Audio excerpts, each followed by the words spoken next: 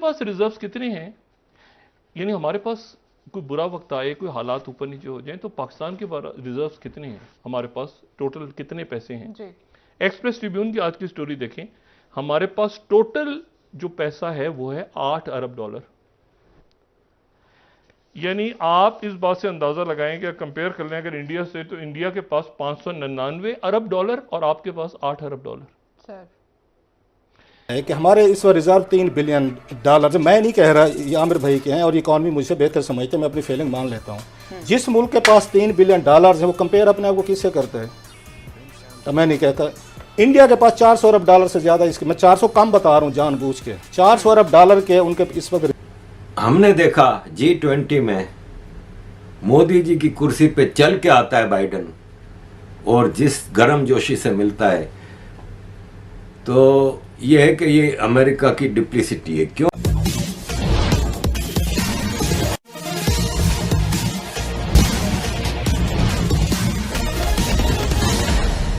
किसी देश का फॉरेस्ट रिजर्व यानी विदेशी मुद्रा भंडार उस देश के आर्थिक ताकत को दर्शाता है। भारत फॉरेस्ट रिजर्व के मामले में विश्व में तीसरे स्थान पर आ गया है। यह फासला भारत और पाकिस्तान के बीच 70 गुना हो गया है। यही कारण है कि लगता है पाकिस्तानी मीडिया चिंतित दिखाई दे रही है। इसी चिंता को बयान करती आगे की चर्चा सुनते हैं। क्या इसके इम्कान? हुकूमत फंसी हुई है, ये अरेंजमेंट फंसा हुआ है बुरी तरह से मईशत। और मैं आपको सिर्फ एक बात सादा सी करके निकलता हूँ। देखें, हर मुल्क के पास, जैसे घरों में होता है, अदारों में होता है, हर जगह कॉरपोरेशंस में होता है कि कुछ चीज़ें आप कहते हैं कि हम रिजर्व रखते हैं। रिजर्व से मतलब है कि बुरे वक्त के लिए रखते हैं, ठीक है। पाकिस्तान के पास रिजर्व्स कितने हैं, यानी हमारे पास कोई बुरा वक्त आए, कोई हालात ऊपर नीचे हो जाए, तो पाकिस्तान के रिजर्व्स कितने हैं, हमारे पास टोटल कितने पैसे हैं जी। एक्सप्रेस ट्रिब्यून की आज की स्टोरी देखें, हमारे पास टोटल जो पैसा है वो है 8 अरब डॉलर। यानी आप इस बात से अंदाजा लगाएं कि कंपेयर कर लें अगर इंडिया से, तो इंडिया के पास 599 अरब डॉलर और आपके पास 8 अरब dollar sir.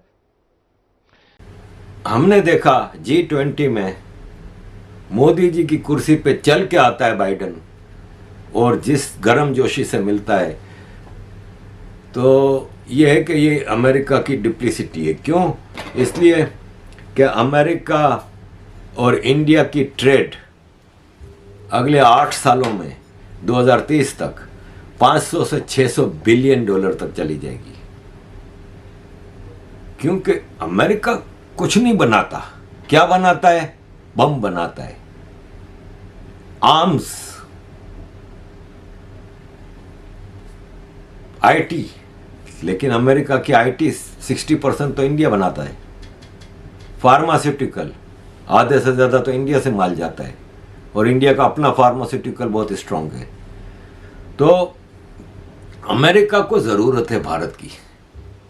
Bharat mostly, America को पता है कि भारत पाकिस्तान नहीं है, भारत इराक नहीं है, भारत एक ह्यूज कंट्री है जिसके असर है ना वो बहुत गहरा है। क्योंकि अमेरिका के गोरों की हिस्ट्री 1492 से अब तक की है, 500 साल की। भारत की हिस्ट्री 50,000 साल की है। फर्क है, डीप रूटेड सोसाइटी है भारत की। भारत का ज्ञान, वेद, जो चीजें हैं ना, वो हजारों साल पुरानी है। और अब जिस स्पीड से भारत निकल के सामने आया है, ख़ास तौर पे ये पिछले 4-5 सालों में, शुरू में मोदी जी के आने के बाद तो कंसोलिडेशन में और लोकल इश्यूज में और इन चीज़ों में निकल गए, लेकिन अब जो स्पीड से भारत जा रहा है तो दुनिया डर रही है एक तरह से। G20 में जो हीरो ऑफ द शो नज़र आए ना, वो प्राइम मिनिस्टर नरेंद्र मोदी जी थे। और चाहे वो फ्रांस का सदर हो, चाहे वो ब्रिटिश प्राइम मिनिस्टर हो, चाहे वो इंडोनेशियन प्रेसिडेंट हो, जो भी थे सारे आ के भारत से मिलते थे। इवन चाइना के जी जिनपिंग ने भी मोदी जी से हाथ मिलाया। है कि हमारे इस वक्त रिजर्व $3 बिलियन, मैं नहीं कह रहा, ये आमिर भाई के हैं और इकॉनमी मुझसे बेहतर समझते, मैं अपनी फीलिंग मान लेता हूँ। जिस मुल्क के पास $3 बिलियन है वो कंपेयर अपने आप को किससे करता है? तो मैं नहीं कहता। इंडिया के पास $400 अरब से ज़्यादा, इसके मैं 400 कम बता रहा हूँ जानबूझ के, $400 अरब के उनके इस वक्त रिजर्व पड़े हुए हैं। वो दुनिया के सबसे बड़े बिग वो हैं, वो अफोर्ड कर सकते हैं कन्फेडरेशन, वो रशिया के साथ भी कर सकते हैं, वो अमेरिका के साथ भी कर सकते हैं, वो चाइना के साथ भी कर सकते हैं। इंडिया इटसेल्फ इस वक्त एक बिग इकोनॉमिक पावर है। उनके ओवरसीज़ जो है 70-80 अरब डॉलर ये उनको भेजते हैं, रिजर्व भेजते हैं। हमारा जो ओवरसीज़ जो है वो $30 अरब भी भेजते हैं रोज़ाना। हमें ये आगे ट्विटर सोशल मीडिया पे छितर भी मारता है। हमने उनको वोट भी दिया है, उनको इज्जत भी दी है, उनको प्रॉपर्टी भी खरीद सकते हैं और सारे कुछ करते हैं। एयरपोर्टों पे आके जो हमारा हशर करते हैं वो भी हम सारा बर्दाश्त करते हैं। हमने उनको आपकी वजह से हम बिल्कुल ही चल रहे हैं। इंडियन उसके मुकाबले में कोई वोट का हक नहीं है इंडियन में। ये इंडियन ओवरसीज जो है वो कोई प्रॉपर्टी नहीं खरीद सकते, कोई पार्लियामेंट में नहीं बैठ सकते, कोई एडवाइजर नहीं लग सकता, कोई वहाँ पे आपका वजीर नहीं लग सकता। यहाँ पे तो माशाल्लाह सारा कुछ हमने दिया हुआ, चीज़ें दी हुई हैं।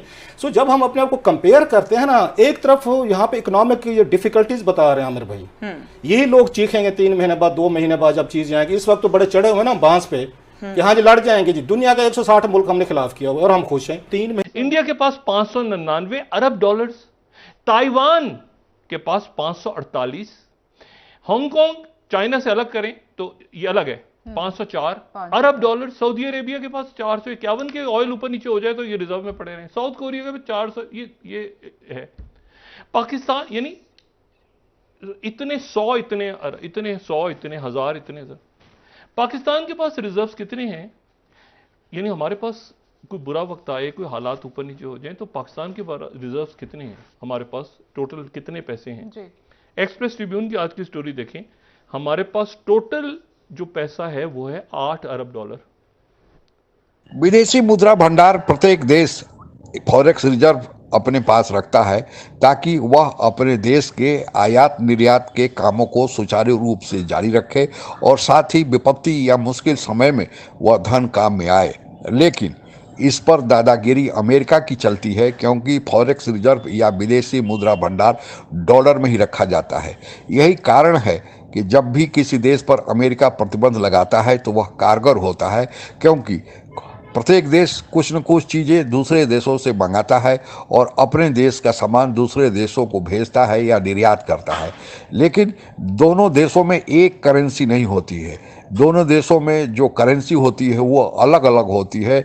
लेकिन इन दोनों देशों में जो व्यापार होता है मूलतः डॉलर में होता है। डॉलर पूरी दुनिया में एक सर्वमान्य करेंसी है।